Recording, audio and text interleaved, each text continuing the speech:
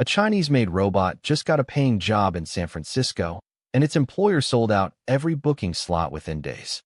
Here is the fact that stopped me cold this week. A startup called Gatsby, based in San Francisco, is sending Unitree G1 humanoid robots into people's homes to do chores.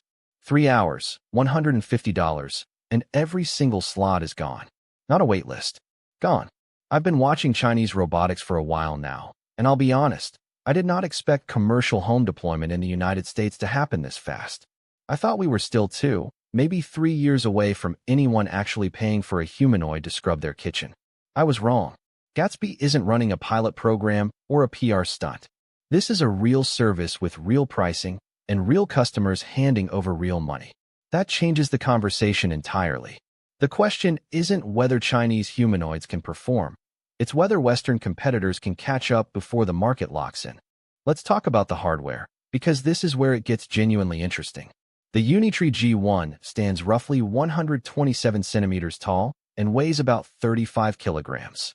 It has 43 degrees of freedom, meaning its joints can articulate in ways that let it handle objects, navigate tight spaces, and deal with the unpredictability of a real home environment.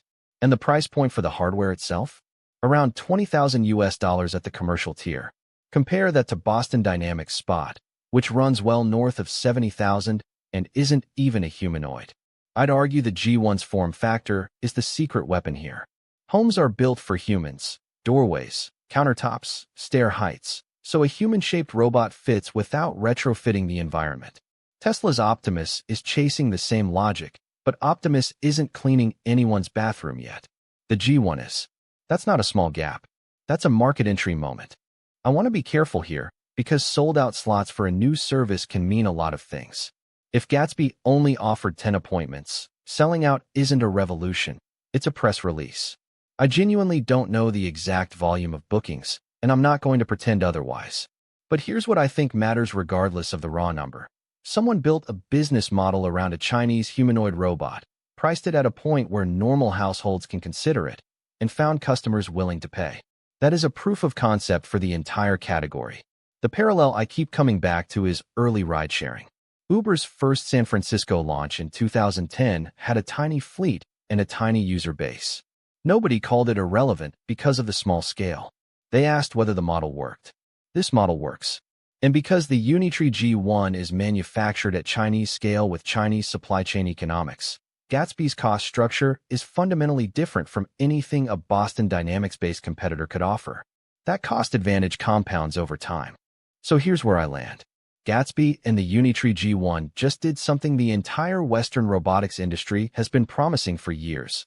They put a humanoid in a paying customer's home and charged market rate for it. That is a milestone, full stop. I think the next 12 months will tell us whether this is a repeatable business or a clever one-city experiment.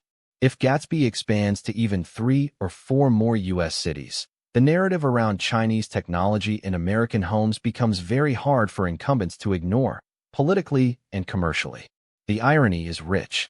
We've spent years debating whether Chinese EVs can enter Western markets.